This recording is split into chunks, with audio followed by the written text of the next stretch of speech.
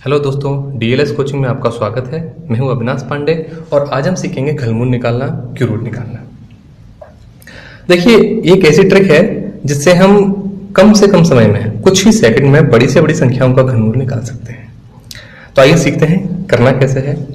सबसे पहले मैं सबसे आसान संख्या लेता हूं 8। मुझे 8 का घनमूल निकालना है, 8 का क्यू रूट निकालना है। आप सबको पता है कि सर 8 का क्यू रूट कितना होता है? 2 होता है, क्योंकि 2 का घन कितना होता है? 8 होता है। यानी मैं 2 का अगर 3 बार गुणा करूंगा तो मुझे 8 प्राप्त हो जाएगा। तो बहुत आसान था, भाई इसका कितना आ गया? 2 आ गया। अब लेकिन बात यह है कि अब जब इस तरह की कोई संख्या आ जाती है तो उसका घनमूल निकाला कैसे जाए।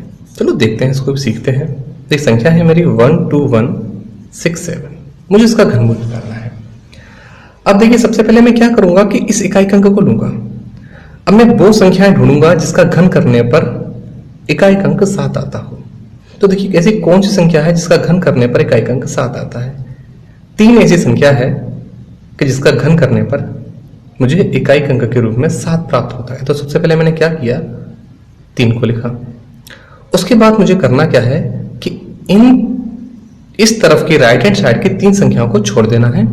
अब लेफ्ट हैंड साइड में जो भी संख्या बचती हैं मुझे उन पर ध्यान देना है। अब देखिए, जो 12 है ये किसके घन के अंतर्गत आता है? अगर मैं 3 का क्यूब करता हूं तो 3 3 9 27, ये सिर्फ 12 है, यानी 3 से छोटा होगा। फिर क्या आता है? 2 आता है। 2 दूनी 4 दूनी 8। इसका मतलब ये जो घन है, ये जो घन मूल है वो कितने का है? इसका घनमूल क्या है? 23 है। यानी 12,167 जो है 23 का क्यूब है। ठीक, तो ये रही आपकी बेसिक ट्रिक। एक और समझते हैं। अब चलिए इस वाले सवाल को देखते हैं। देखिए, क्वेश्चन है 8 8 4 7 3 6।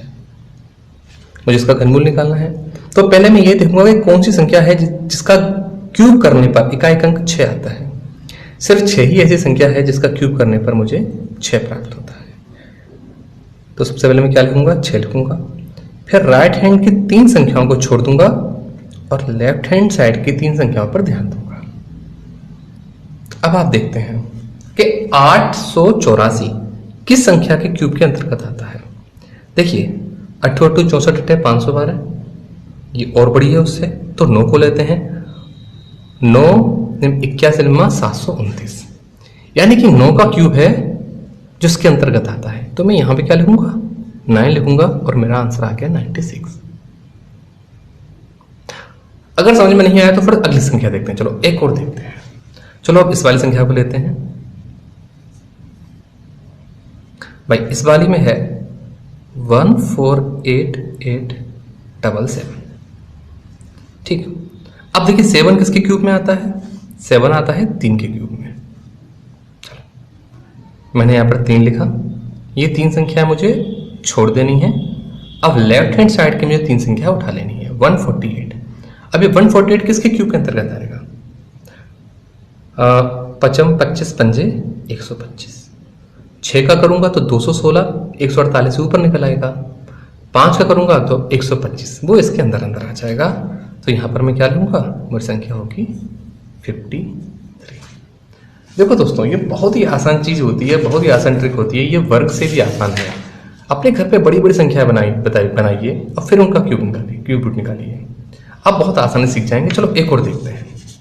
देखिए, अगली संख्या है मेरी 250047। अगर आपको मेरा तरीका समझ में आ रहा है, मेरा पढ़ाना अच्छा लग रहा है, तो प्लीज़ मेरे चैनल को सब्सक्राइब कीजिए, लाइक कीजिए और शेयर कीजिए। चलिए इस बारे में देखते हैं। देखिए, इसमें कहता है अब 7 किसके क्यूब में आता है? 3 3 27, 3 के में आता है। ये 3 संख्याएं छोड़ देनी है, पीछे की 3 उठा लेनी है। 6 6 के 216, तो 250 के अंदर क्या आ रहा है? 6 का क्यूब आ रहा है। तो मेरा आंसर क्या आ जाएगा? 63 आ जाएगा। शायद अब तक तो आपको समझ में आ गया होगा, नहीं तो वरना चलो एक और देख लेते हैं। आखिरी अगला वाला है हमारा 103823। अब देखिए, 3 किसके क्यूब के अंतर्गत आता है? 3 आता है 7 के क्यूब के अंतर्गत। ठीक है, सबसे पहले हमने क्या करना है, हमें यहाँ पे इन तीनों को छोड़ना है और 7 लिख लेना है। 103 को देखते हैं, 4 चौक 16 चौका 64, 55 25 पंजे 125, यानी 4 के अंतर्गत आ रहा है, तो मेरा इसका आंसर कितना होगा 47। और इस तरह से हम किसी भी संख्या का घनमूल निकाल सकते हैं बड़ी आसानी से, बड़ी से बड़ी संख्या का। ठीक है, और बेसिकली 1 से लेकर 9 तक के क्यूब तो आप सबको याद होने चाहिए, जो कि बहुत ज़रूरी है। आज के लिए इतना ही, मिलते हैं अपनी अगली सीरीज में। Okay, thank you.